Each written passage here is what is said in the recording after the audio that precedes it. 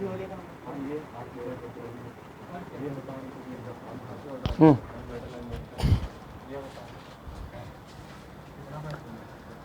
Morning student, all of you. Sunny mathematics classes online study में आप सभी लोगों का स्वागत है। जैसा कि आप लोग जानते हैं, अभी क्लास 10th में केमिस्ट्री चल रहा है और चैप्टर 3 चल रहा है। ओके, ध्यान दीजिएगा, चैप्टर 3 चल रहा है केमिस्ट्री में और नाम है धातु और अधातु। ओके, अब देखिए इसका फंक्शन क्या है, इसके बारे में हम लोग आगे दिखाते हैं, ठीक है ना। चलिए अब देखिए, तो चैप्टर 3 है केमिस्ट्री, धातु और अधातु। तो कल जहाँ तक पढ़ाए थे और समझाए थे और लिखवा भी दिए थे, आज उससे हम आगे चलेंगे। तो सभी छात्रों से विनम्र निवेदन है कि घर से जब भी निकले तो मास्क लगाए रखें और वीडियो को अंत तक पूरा देखें और इस वीडियो को लाइक भी कर दीजिएगा और मेरे YouTube चैनल को सब्सक्राइब करके घंटी बजा दीजिएगा और उसे शेयर भी कर सकते हैं। तो सभी छात्रगण, ऑल ऑफ स्टूडेंट, मन लगाकर शांतिपूर्वक और ध्यान लगाकर पढ़ाई करेंगे। ओके, चलिए देखिए, कल हम लोग पढ़ अभी क्या रहे हैं जी, तो अभी हम लोग का चल रहा है धातुओं के रासायनिक गुण। और धातुओं के रासायनिक गुण में हम 3 नंबर में आ गए थे, है ना। और 3 नंबर क्या था, अम्ल के साथ अभिक्रिया, है ना। चलिए देखिएगा, तो बच्चे लोग एकदम बढ़िया से ध्यान दीजिएगा। धातुओं के रासायनिक गुण में तीसरा नंबर था अम्ल के साथ अभिक्रिया। यानी कहने का अर्थ ये हुआ कि जो धातुएं हैं वो अम्ल के साथ अभिक्रिया करके लवण बनाती है और हाइड्रोजन गैस मुक्त करती है। यानी इसका कॉन्सेप्ट की बात करें तो इसका कॉन्सेप्ट इस प्रकार हो जाएगा, धातु प्लस अम्ल, ओके, बनाएगा हमारा लवण और हाइड्रोजन गैस क्या करेगी, मुक्त करेगी, है ना। जैसे कि एग्जाम्पल लिखते हैं, मान ले जाए जेडन है, तो जेडन हो गया हमारा जिंक यानी कि जस्ता, ये एक धातु है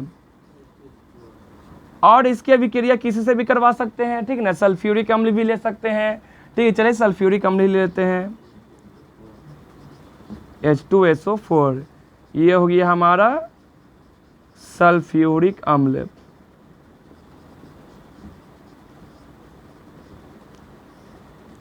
अब बच्चे लोग ध्यान दीजिए, मान लिया जाए यही क्वेश्चन एग्जाम में आता है, ठीक है ना। तो इसको कहेगा फिल इन द ब्लैंक्स, इसको कहेगा फुलफिल करो, ठीक है ना। या एक तरह से ऐसे भी पूछ सकता है कि क्या होता है जब जस्ता यानी जिंक की अभिक्रिया सल्फ्यूरिक अम्ल के साथ कराई जाती है, इसका संतुलित रासायनिक समीकरण लिखें। तो आपको सबसे पहले बढ़िया से एक समीकरण रेडी करना होगा और इसको कंप्लीट करना होगा। ओके, तो कॉन्सेप्ट के साथ पढ़िए और समझते हुए चलिए। देखिए, सबसे पहले तो आप लोग को ये ध्यान रखना है, ध्यान दीजिएगा ऑल ऑफ यू, कि जब कोई धातु किसी अम्ल के साथ अभिक्रिया करती है तो लवण बनाती है और हाइड्रोजन गैस मुक्त करती है। तब ये जब रिएक्शन आपके सामने आएगा, Zn प्लस H2SO4 यानी जिंक जो है सल्फ्यूरिक अम्ल के साथ रिएक्शन करके क्या बना सकता है।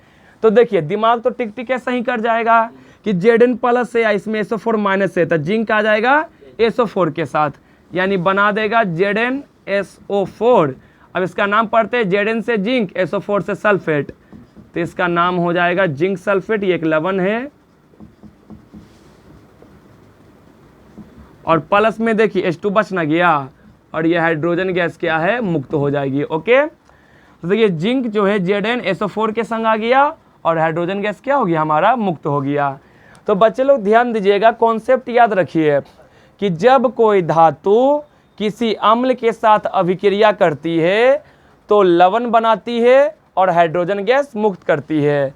यानी यहाँ पर जब जस्ता ने सल्फ्यूरिक अम्ल के साथ रिएक्शन किया तो जिंक सल्फेट लवण बनाया और हाइड्रोजन गैस क्या किया, मुक्त किया। यह ऑब्जेक्टिव में भी पूछ सकता है कि जब कोई धातु किसी अम्ल के साथ अभिक्रिया करती है तो कौन सी गैस मुक्त होती है, तो हाइड्रोजन गैस मुक्त होती है। तो देखिए क्वेश्चन किसी भी प्रकार से आ सकता है, चाहे ऑब्जेक्टिव में आ सकता है चाहे सब्जेक्टिव में, है कि नहीं। तो इसलिए हम बार बार फोकस कहते हैं कि कॉन्सेप्ट के साथ पढ़िए और इसको सीखिए, रटिए नहीं, सीखिए। सीख जाइएगा, क्वेश्चन कैसा हूँ पूछेगा आप आराम से बता दीजिएगा। चलिए अब इसके आगे हम चलते हैं और देखिए आपको ये तो नियम मालूम हो गया कि जो धातुएं हैं अम्ल के साथ अभिक्रिया करके हाइड्रोजन गैस मुक्त करती है, बट ये भी जब अभिक्रिया करेगी ना तो ये भी विभिन्न वेग से करेगी, ठीक है ना, क्योंकि विभिन्न धातुओं की क्रियाशीलता विभिन्न होती है, यानी धातुओं की क्रियाशीलता अलग अलग होती है, अलग अलग वेग से ये रिएक्शन करेगी, ये बात आपको ध्यान रखनी है, ठीक है। अब आगे चलते हैं। देखिए इसी पॉइंट में एक चीज आता है, ध्यान दीजिएगा, ठीक है ना। देखिए कह रहा है क्या, सुनिएगा कि जो सोना है या प्लैटिनम है, बढ़िया सुनिएगा आप, ठीक है, सोना है या प्लैटिनम है, यह अम्ल के साथ अभिक्रिया नहीं करती है। देखिए मैंने अभी आपको क्या समझाया कि धातुएं अम्ल के साथ अभिक्रिया करके लवण बनाती है और हाइड्रोजन गैस मुक्त करती है, बट सोना और प्लैटिनम धातु अम्ल के साथ रिएक्शन नहीं करती है, लेकिन वे अम्लराज में घुल जाती है, ठीक है ना। वह अम्लराज में क्या होती है, घुल जाती है।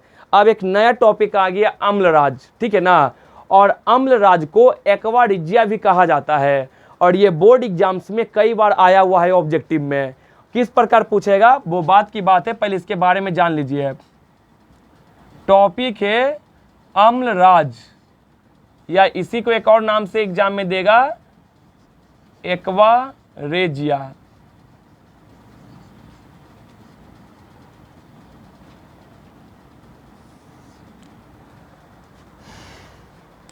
देखिए अम्लराज या एक्वारेजिया क्या है, बहुत ही वीवीआई टॉपिक है, ठीक है ना, बोर्ड एग्जाम्स के लिए।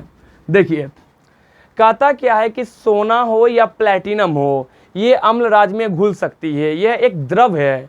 अम्लराज या एक्वारेजिया क्या है, एक प्रकार का लिक्विड है, एक प्रकार का द्रव है जो सोना को अपने में घुला सकता है। तो ये क्वेश्चन भी आता है कि कौन सा ऐसा द्रव है जिसमें सोना को घोला जा सकता है, तो वो यही है अम्लराज या एक्वारेजिया। अब ये है क्या, इसके बारे में जरा आप लोग जान लीजिए, ठीक है ना। देखिए कहता क्या है, ध्यान दीजिए, सुनिएगा कि ये जो अम्लराज होता है यह सांद्र यानी कि हाइड्रोक्लोरिक अम्ल HCl और नाइट्रिक अम्ल HNO3 का ये मिश्रण है, ठीक है ना। ध्यान दीजिएगा ये HCl और HNO3 का क्या है, मिश्रण है। और ध्यान दीजिए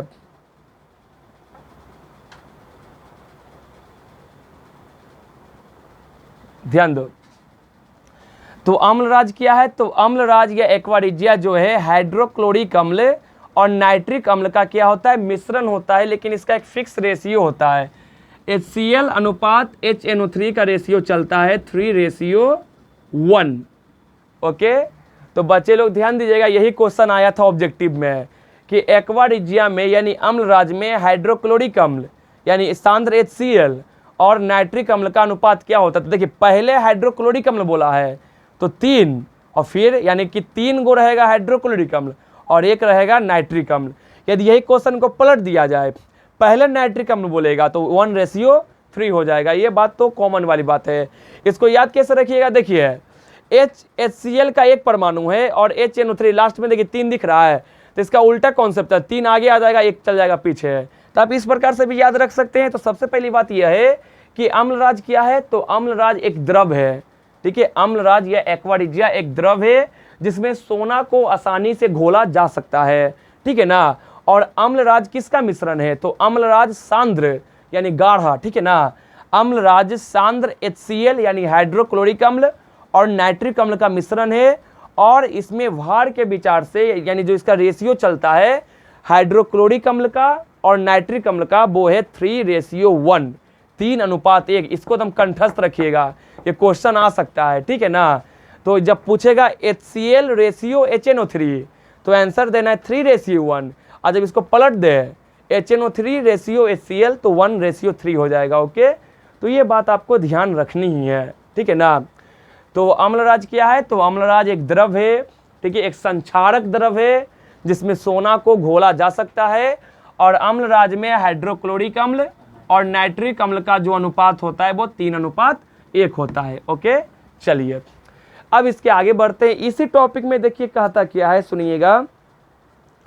नाइट्रिक अम्ल जिसकी चर्चा कर रहे थे, नाइट्रिक अम्ल यानी HNO3, यह नाइट्रिक अम्ल का सूत्र होता है।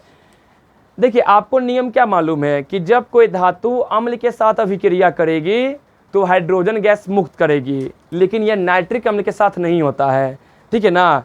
जब कोई धातु नाइट्रिक अम्ल के साथ रिएक्शन करेगा तो हाइड्रोजन गैस मुक्त नहीं होती है। इसका पीछे कारण यह है, कुछ है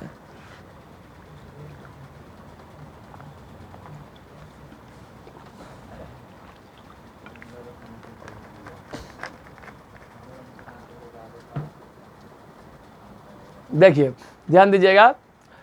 तो कहने का अर्थ ये हुआ, आपके मन में सवाल होगा कि सर ऐसा क्यों नहीं हुआ, नाइट्रिक अम्ल के साथ क्या हो गया। तो आपको मालूम होना चाहिए नाइट्रिक अम्ल जो है प्रबल ऑक्सीकारक है। देखिए एकदम बढ़िया सीखिएगा, ये ऑक्सीकारक की चर्चा चैप्टर 1 में हो चुकी है या होने वाली है, ध्यान दीजिएगा।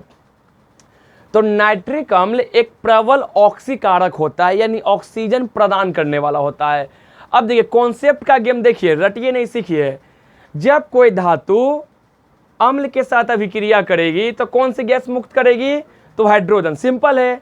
अब मान ले जाए हम कि जस्ता की अभिक्रिया नाइट्रिक अम्ल के संग करवाएंगे, हाइड्रोजन गैस निकलता है, ऐसा नहीं कि नहीं निकलता है, लेकिन नाइट्रिक अम्ल है क्या, नाइट्रिक अम्ल ऑक्सीकारक है, उसको दे देगा ऑक्सीजन, और जब H2 में O ऐड हो जाएगा तो बन जाएगा जल।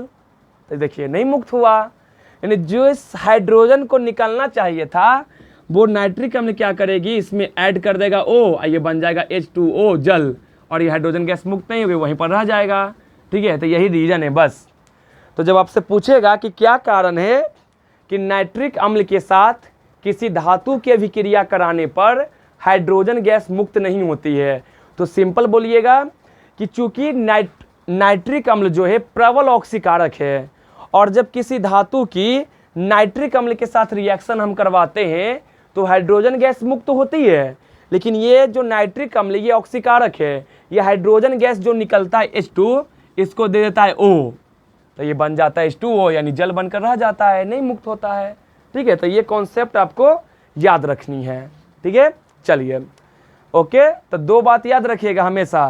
पहली बात यह कि कोई भी धातु, ठीक है ना, धातुएं अम्ल के साथ अभिक्रिया करके लवण बनाती है और हाइड्रोजन गैस मुक्त करती है सिंपल वे में। अम्लराज क्या है, तो अम्लराज के बारे में बता दिए कि अम्लराज सांद्र HCl और HNO3 का अनुपात है 3:1। यह एक ऐसा द्रव है जिसमें सोना को घोला जा सकता है। ओके, चलिए अब जैसे मैं इसी का एग्जांपल लेते हैं, मान लीजिए हम लेते हैं जस्ता का ही लेते हैं या आयरन का, इसकी अभिक्रिया करवा दो नाइट्रिक अम्ल के साथ, ठीक है ना। तो नाइट्रिक अम्ल के साथ कैसे अभिक्रिया करेगा, देखिए ये Zn है, इसको संतुलित करके लिखना पड़ेगा, आगे 2 लगा देते हैं तो ये बना देगा Zn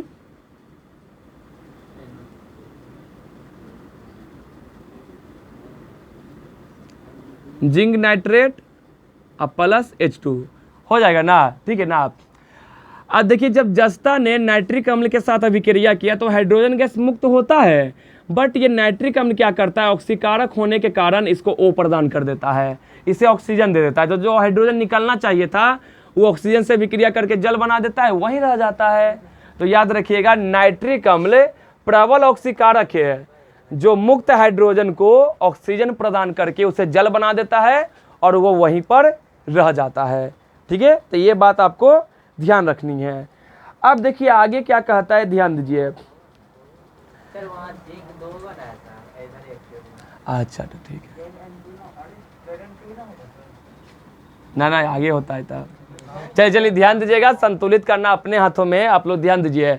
बस नियम समझिए ना कि जब नाइट्रिक अम्ल के साथ कोई रिएक्शन करेगा ना तो हाइड्रोजन गैस मुक्त नहीं होने देगा, वो हाइड्रोजन को वो दे देगा, कहेगा ले भाई तो पानी बन जा, तो रह जाए, ठीक है ना, समझ गए ना। तो यही वाली बात होती है, ठीक है ना। तो इसका बहुत सारा एग्जाम्पल भी दे सकते हैं। देखिए नियम क्या कहता है, नियम कहता है कि धातु जो है अम्ल के साथ अभिक्रिया करेगा तो हाइड्रोजन गैस निकलवे करेगा, लेकिन यहाँ पर कहानी क्या है कि जब जस्ता ने नाइट्रिक अम्ल के साथ अभिक्रिया किया तो इसका गुण था कि ऑक्सीजन देने का। इसने हाइड्रोजन को H2 को वो दे दिया और उसको अपने पास रख लिया जल बनाकर, ठीक है ना। जैसे मान लिया जाए किसी के यहाँ कोई रिश्तेदार आया, समझ रहे हैं ना, ठीक है ना, ध्यान दीजिए, किसी के यहाँ कोई रिश्तेदार आता है, ठीक है ना। अब किसी को किसी से प्रेम हो जाता है, मान लिया जाए, अब वो उसको कैसे जाने देगा भाई, ठीक है ना। तो शादी कर लिया, उसको अपने घर में रख लिया, है कि नहीं है। तो इसका बेस्ट एग्जाम्पल हो सकता है। तो आप लोग समझिए इस बात को, ठीक है ना। तो नाइट्रिक अम्ल जो है, ठीक है ना, हाइड्रोजन गैस को मुक्त होने ही नहीं देता है। वो हाइड्रोजन गैस को वो दे देता है, कहता है भाई तुम रह जाओ द्रव के रूप में मेरे पास, ठीक है ना। तो वही बात है आपका। चलिए अब आगे बढ़ते हैं। एंड लास्ट गुण है हमारा धातुओं का किसी भी धातु के विलयन के साथ अभिक्रिया, और ये पहले भी हो चुका है, ठीक है ना। इसको ज़्यादा डिस्क्राइब करने की आवश्यकता नहीं है, ठीक है। इसको हम हालांकि डिस्क्राइब करेंगे, ठीक है ना। ये पढ़ाया जा चुका है आपको एकल विस्थापन अभिक्रिया में। सिंगल डिस्प्लेसमेंट रिएक्शन जो है ना, वही ये चौथा नंबर, ठीक है। तो थोड़ा सा हम इरेज कर लेते हैं ताकि आपको बढ़िया से हम समझा सकें। देखिए एक बार देख लीजिए। चलिए ये तो हो चुका है कल। चलिए अब इसके आगे बढ़ते हैं।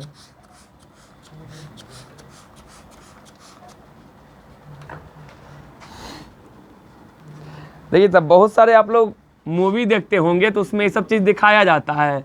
आप लोग एक मूवी देखे हैं, अजय देवगन और काजोल का मूवी है, शायद उसका नाम है, नाम नहीं ध्यान आ रहा है, उसका नाम है, उसका नाम है, हाँ याद आ गया, उसका नाम था प्यार तो होना ही था, ठीक है ना। आप मूवी ये देखे होंगे, ठीक है ना। और आपको ये जानकर आश्चर्य होगा, इसी मूवी के बाद अजय देवगन और काजोल ने शादी किया था, ठीक है ना। ये कहानी बहुत ही अच्छी है, आप लोग भी चाहें तो आप इसे घर पर भी देख सकते हैं। फैमिली पिक्चर है, कोई भी ज़्यादा अश्लीलता इस सब में नहीं है, बहुत ही अच्छा मूवी है, ठीक है ना। एक संदेश देने वाली मूवी है, ठीक है ना। होता यह है इस मूवी में, ठीक है, कि काजोल जो है अपने प्रेमी की तलाश में आती है भारत, और यहाँ पर एक उसका आदमी से पाला पड़ता है जो चोर रहता है, और वो चोर रहता है अजय देवगन। अजय देवगन क्या करता है, उस एक हीरा का हार चुरा के लाता है, ठीक है ना। आई मूवी इसी पर चलती ही रहता है, हीरा का हार चुरा के लाता है, गलती से वो लड़की के बैग में चला जाता है, ठीक है। अब वो लड़की को क्या करता है, उसके बैग से निकालवाने के लिए उसके संग दिन भर उसके प्रेमी को मिलाने के लिए जुड़ा। यानी कि देखिए अजय देवगन काजोल को उसके प्रेमी से मिलाते मिलाते कब पता नहीं चलता कि वही दोनों में प्यार हो जाता है। और लास्ट में क्या होता है, जब जाने लगता है तो अजय देवगन को थोड़ा एहसास होता है, दिल धड़कने लगता है, तो जाता है हवाई जहाज पर और वहीं पर भेंट कर लेता है, ठीक है ना। तो ये सब चीज़ ध्यान रखिएगा, ठीक है। चलिए ध्यान दीजिए अब आगे। तो ये सब मूवी जो है, और इंटरेस्टिंग बात है, ठीक है ना, कि इसी के बाद दोनों ने शादी रचा ली थी, ठीक है ना। चलिए ध्यान दीजिएगा आगे, सुनिए।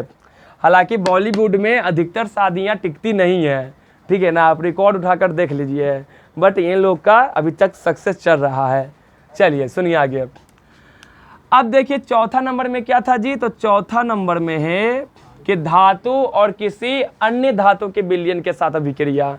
बहुत सिंपल है, सिंगल डिस्प्लेसमेंट रिएक्शन में जो मैंने आपको पढ़ाया था ना, वही है, कोई अंतर नहीं है ना। जैसे हम देखिए मान हम लिखते हैं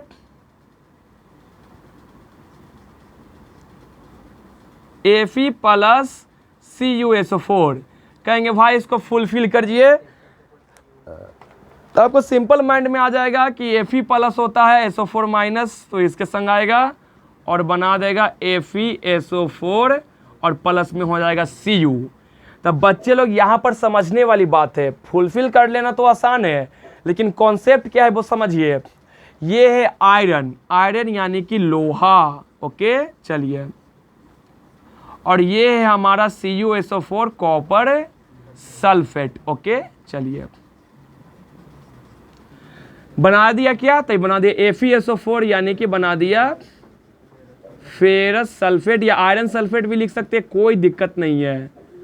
और ये कॉपर धातु यानी तांबा धातु क्या हो गई, यह विस्थापित हो गया। समझे बात को।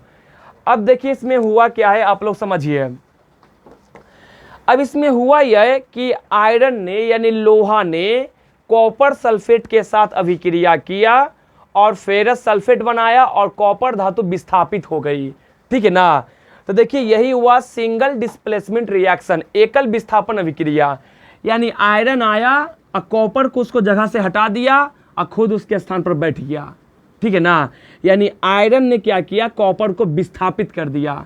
यानी इस रासायनिक अभिक्रिया में कौन धातु विस्थापित हुई है, तो तांबा धातु कॉपर धातु क्या हुई है, विस्थापित हुई है। ओके, लेकिन एक बात ध्यान रखिएगा, ये विस्थापित करने के लिए इसकी क्रियाशीलता इससे ज़्यादा होना चाहिए था। यानी ये आयरन जो है यदि कॉपर को विस्थापित कर रहा है तो इसका मतलब हम यहाँ पर लिख सकते हैं कि Fe जो है यानी आयरन की क्रियाशीलता, जो लोहा की क्रियाशीलता है, आयरन की क्रियाशीलता जो है जिंक से, सॉरी कॉपर नहीं यहाँ पर है,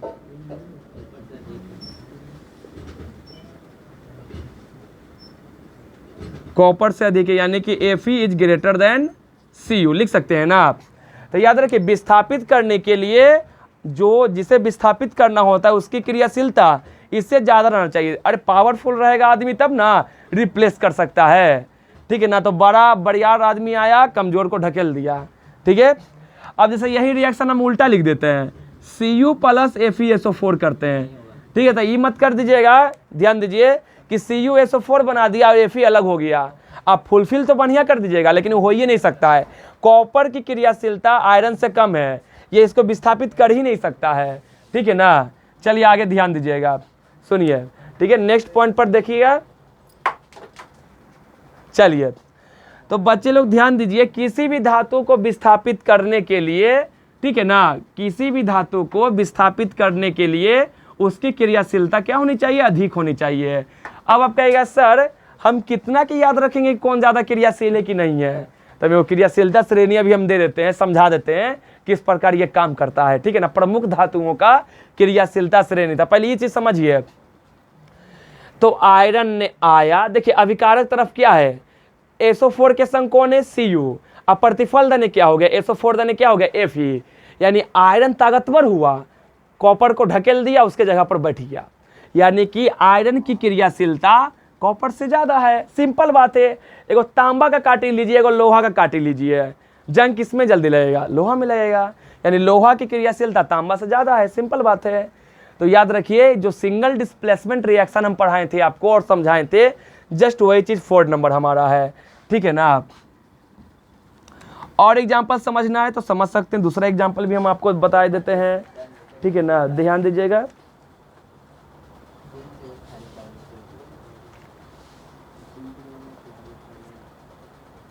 देखिए एक सिंपल एग्जाम्पल देते हैं।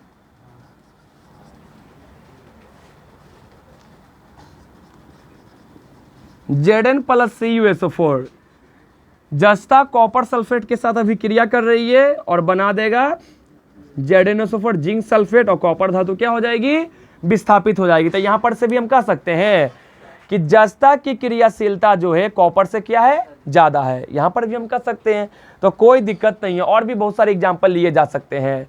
तो बच्चे लोग याद रखिएगा। अच्छा एक बात और आप समझिए ना, देखिए इससे एक कंक्लूजन निकल रहा है कि मान लिया जाए, रे सुनो ना, कॉपर सल्फेट का विलयन है, किसका विलयन है, कॉपर सल्फेट का जलीय विलयन है, और हमको उसमें से कॉपर निकालना है।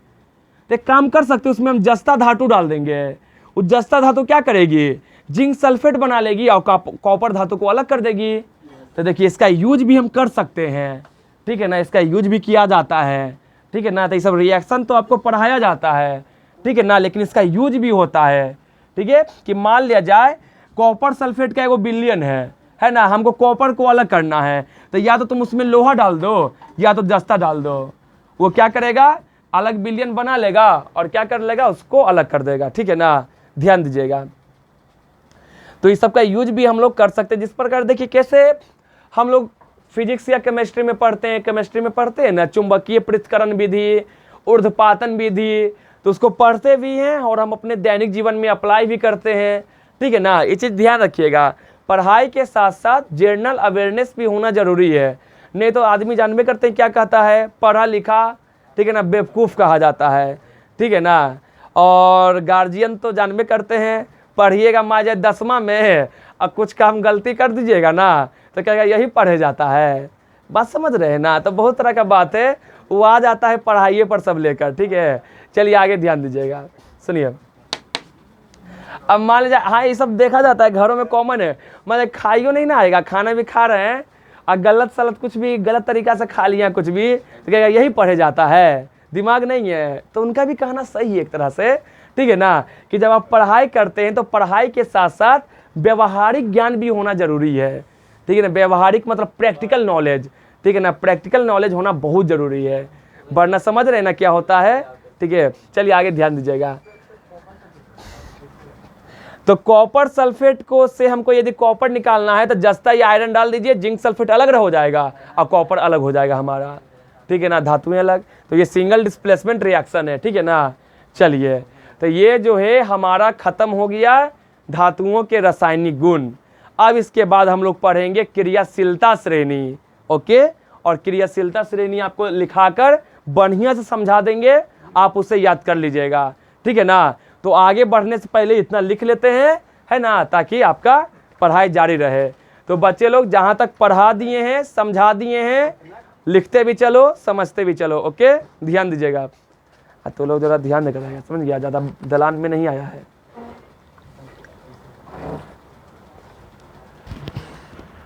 समझ गया, शांति बना के रहना, बैठो नहीं देंगे। जाइए, ऑफलाइन होगा, जाइए आना। चलो जी, हो गया। तो हेडिंग वगैरह दे दीजिए। तो कल जहाँ तक हुआ था उसके आगे बढ़िएगा, लिखते भी चलिए और समझते भी चलिए।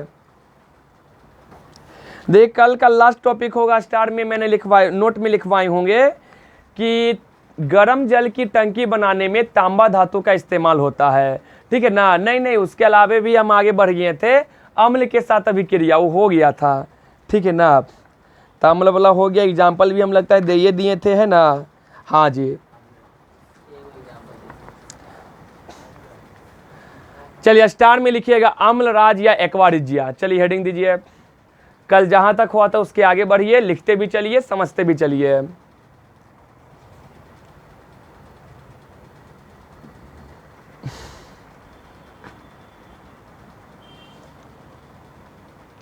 स्टार में लिखिएगा अम्लराज या एक्वारिजिया। अम्लराज या एक्वारिजिया लिखकर डैश दीजिए, लिखिए।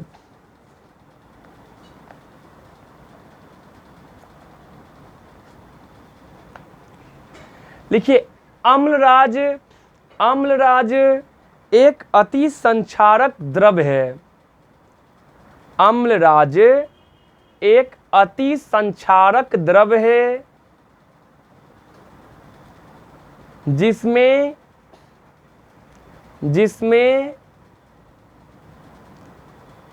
सोना एवं प्लैटिनम धातुओं को घोला जा सकता है। जिसमें सोना एवं प्लैटिनम धातुओं को घोला जा सकता है।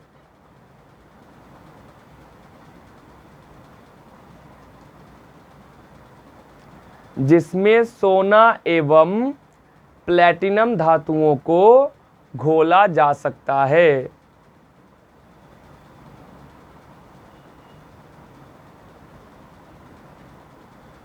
हो गया। चलिए, तो याद रखिएगा कि अम्लराज क्या है। तो अम्लराज एक प्रकार का अति संक्षारक द्रव्य है जिसमें हम सोना या प्लैटिनम को घोल सकते हैं। ठीक है, नहीं क्वेश्चन आ सकता है कि सोना को किस द्रव्य में घोला जाता है, तो अम्लराज में यानी एक्वारिजिया में। एक नोट लिखिएगा, NOTE नोट, नोट में लिखिए।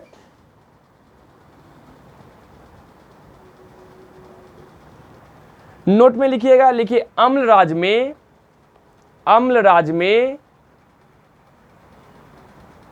सांद्र HCl यानी हाइड्रोक्लोरिक अम्ल, अम्लराज में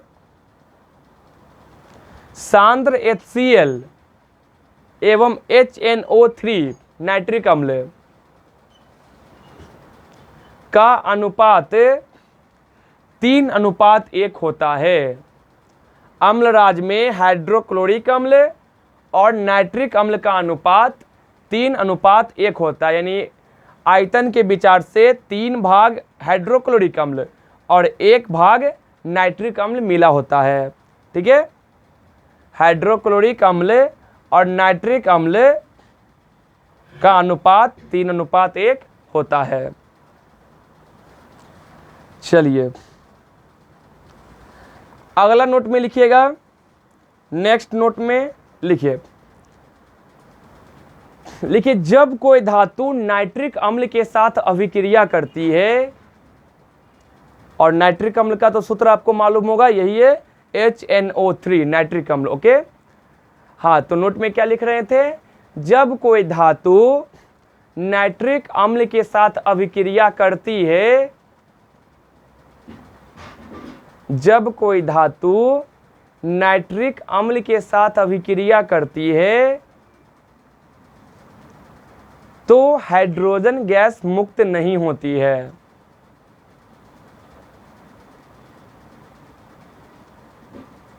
तो हाइड्रोजन गैस मुक्त नहीं होती है, क्योंकि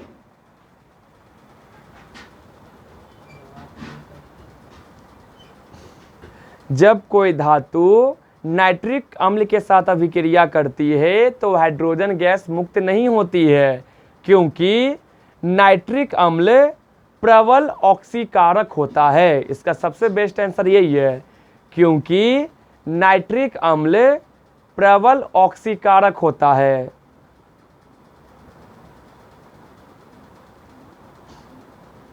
क्योंकि नाइट्रिक अम्ल प्रबल ऑक्सीकारक होता है। जो मुक्त हाइड्रोजन को ऑक्सीकृत करके जल में बदल देता है।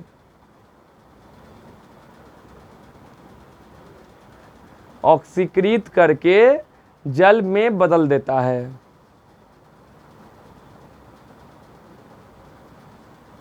हो गया?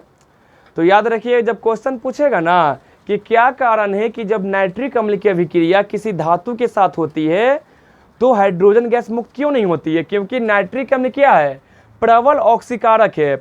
हाइड्रोजन गैस निकलेगा लेकिन उसको ऑक्सीजन देकर उसको जल बना देगा कि रह जाओ मेरे पास ही। ठीक है, चलिए, चलो ये भी खत्म हो गया। अब आगे बढ़िएगा, 4 नंबर दीजिएगा। 4 नंबर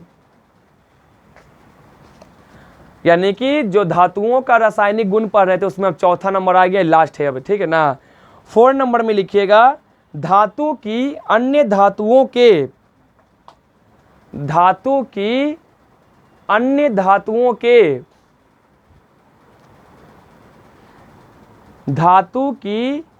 धातुओं के लवण के विलयन के साथ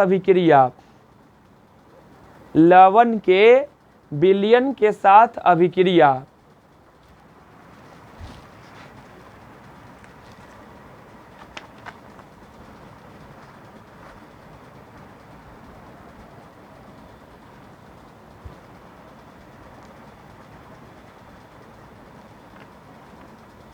हो गया? चलिए इसमें लिखकर डैश दीजिएगा और लिखिएगा, अधिक क्रियाशील धातुएं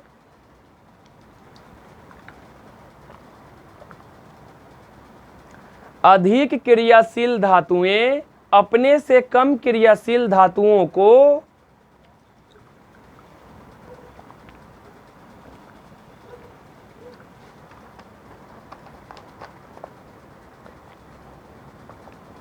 अधिक क्रियाशील धातुएं अपने से कम क्रियाशील धातुओं को विस्थापित कर देती है।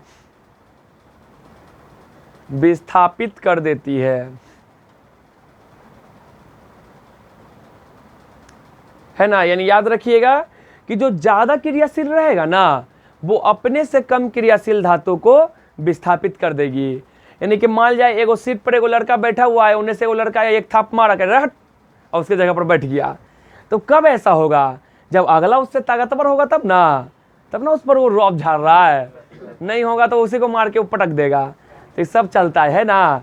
तो अधिक क्रियाशील धातु जो है अपने से कम क्रियाशील धातु को क्या करती है, विस्थापित कर देती है, डिस्प्लेसमेंट कर देती है। अब फॉर एग्जाम्पल में क्या कीजिए ना, ये वाली लिख लीजिए दोनों, पहला एग्जाम्पल और ये दूसरा एग्जाम्पल है, यह लिख दीजिएगा ये सब, ये पहला एग्जाम्पल और ये दूसरा एग्जाम्पल राइट डाउन कीजिए।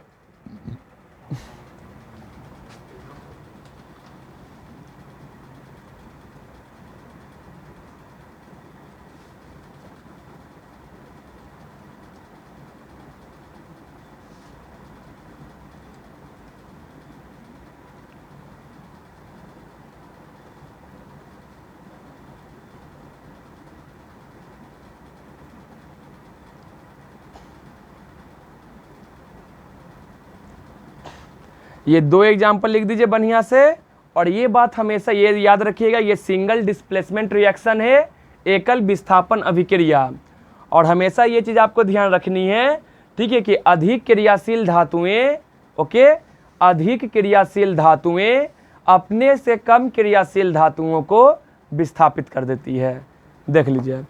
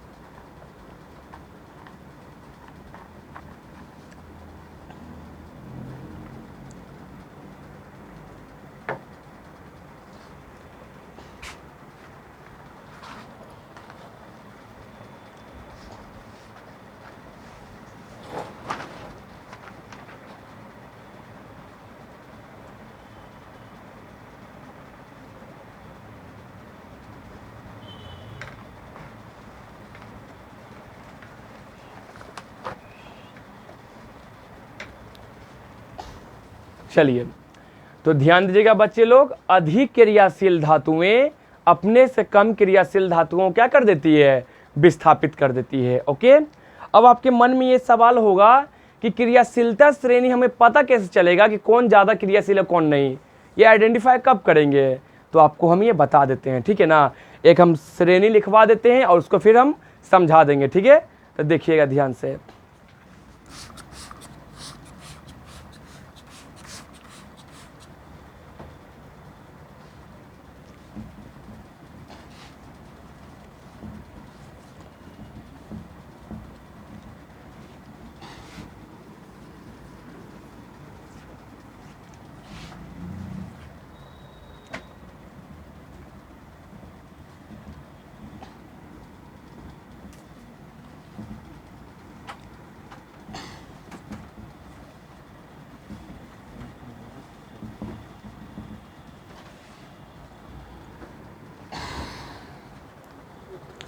चलिए बच्चे लोग, अब आप लोग ध्यान दीजिएगा। अब हम लोग जानेंगे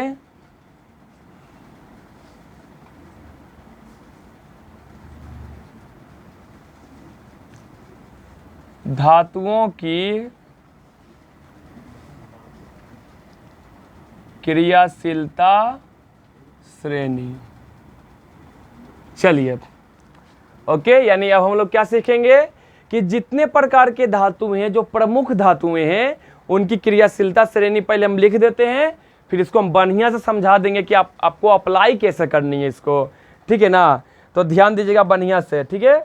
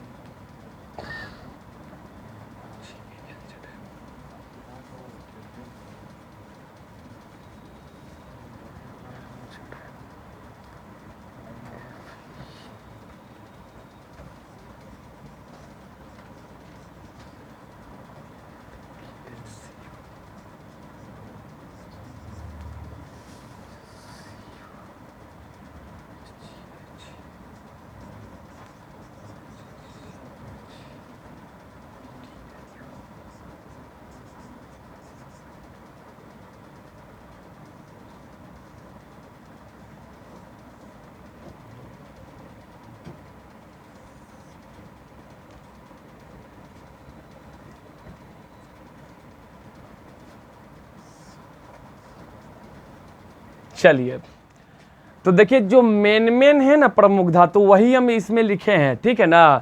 इसके बीच में और भी सब होता है, लेकिन जो मेन वो हम दिए हैं। तो देखिए इसका पहले अर्थ समझ लीजिए क्या है। ये है धातुओं की क्रियाशीलता श्रेणी।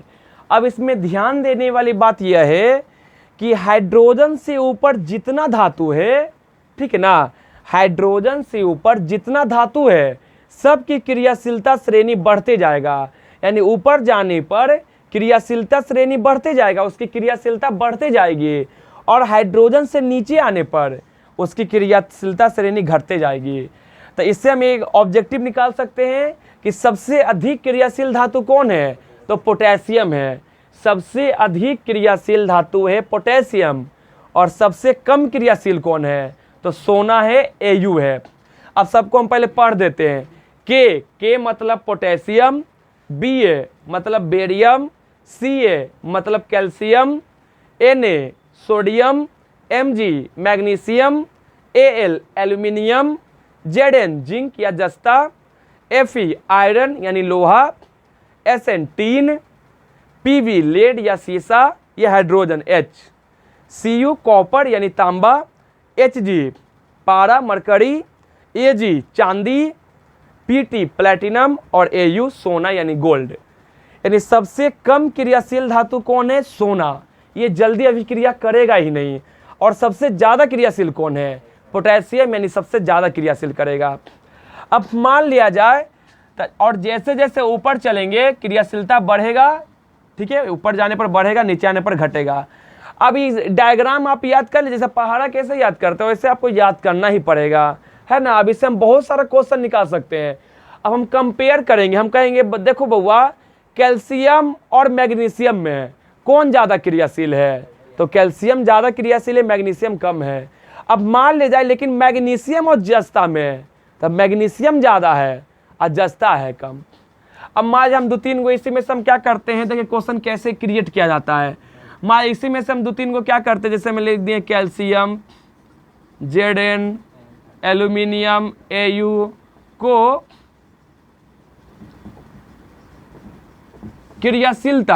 क्रियाशीलता यानी कि कौन धातु कितना जल्दी अभिक्रिया करता है, क्रियाशीलता के आधार पर बढ़ते क्रम में सजाए, मान ऐसा लिखा हुआ है। तब बढ़ते क्रम मतलब जो सबसे कम क्रियाशील है, तो यही 4 1 2 3 यही चारों में ढूंढना है। तो सबसे कम क्रियाशील कौन आ जाएगा, Au यानी सोना, इससे ज़्यादा। अब इन तीनों में आइडेंटिफाई करो, इससे बाद कौन आएगा, ठीक है ना, आए, हाँ, इसके बाद आ जाएगा आपका जिंक आ जाएगा, फिर एल्यूमिनियम आएगा, फिर आएगा आपका कैल्शियम। हुआ। तो ये सब में देखिए आपका हो गया बढ़ते क्रम में, यानी सोना से ज़्यादा क्रियाशील है जस्ता, इससे भी ज़्यादा है एल्यूमिनियम, और इससे भी ज़्यादा कैल्शियम। मतलब कि जो जस्ता है इसकी क्रियाशीलता सोना से ज़्यादा है लेकिन एल्यूमिनियम से कम है।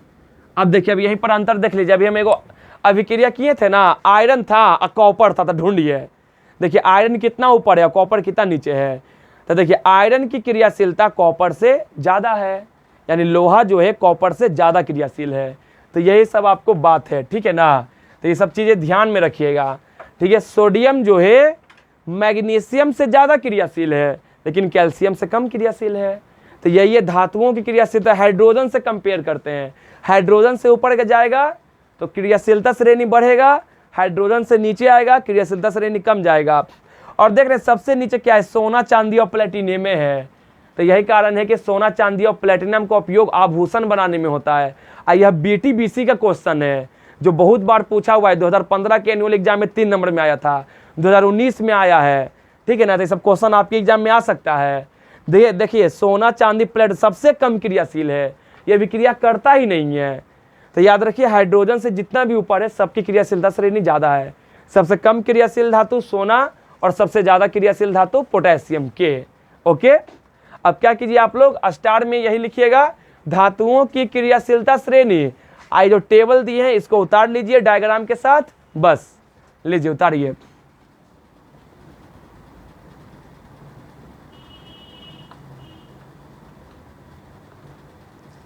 स्टार में दीजिएगा धातुओं की क्रियाशीलता श्रेणी और ये आप लोग क्या कीजिएगा उतार लीजिएगा बढ़िया से और इसको एकदम मेमोराइज रखिएगा। जैसे आप लोग पहाड़ा याद रखते हैं ना, वैसा ही आप लोग मेमोराइज रखिए, ये आपको बोलते बोलते याद हो जाएगा।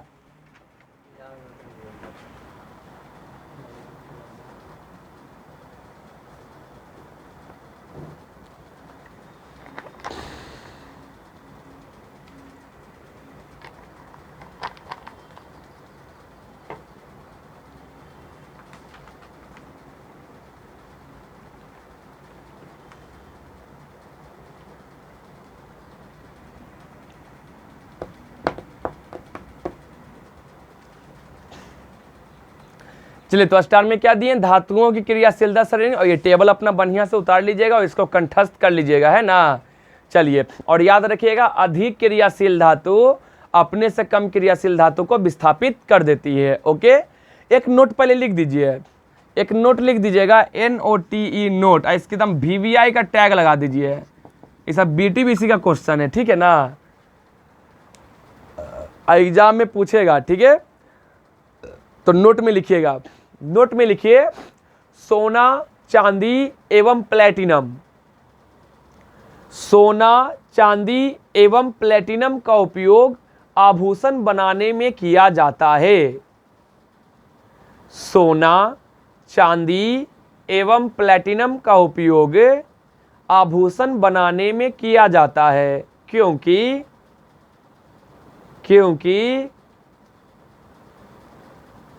इन धातुओं की क्रियाशीलता सबसे कम होती है, क्योंकि इन धातुओं की क्रियाशीलता सबसे कम होती है।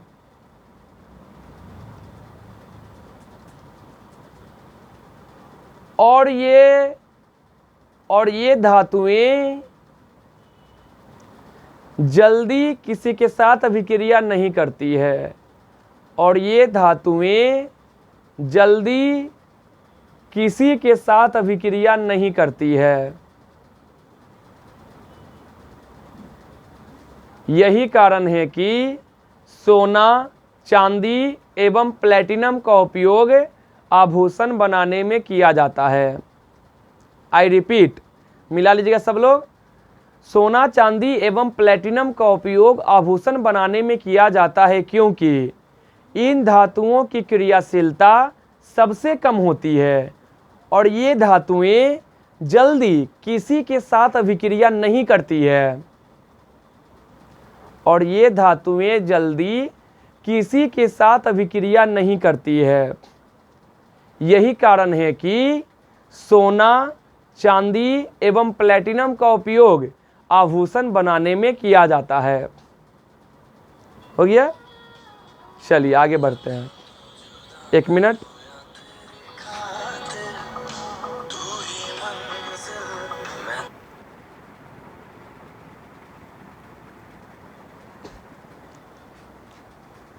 चलिए ध्यान दीजिएगा बच्चे लोग, हो गया ना।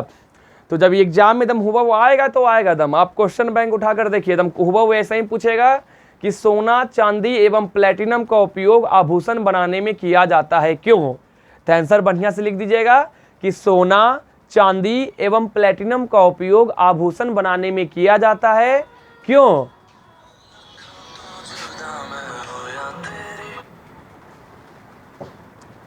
क्योंकि ये जो धातुएं हैं, सोना, चांदी या प्लेटिनम, इनकी क्रियाशीलता बहुत कम है और ये जल्दी अभिक्रिया नहीं करता ही नहीं है। यही कारण है कि आभूषण बनाने में किसका यूज होता है, सोना, चांदी या प्लेटिनम का।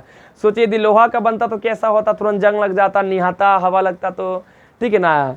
तो याद रखिए, सोना, चांदी और प्लेटिनम का उपयोग आभूषण बनाने में इसलिए किया जाता है ताकि ये जल्दी अभिक्रिया करता ही नहीं है। ओके, समझ गए ना यहाँ तक।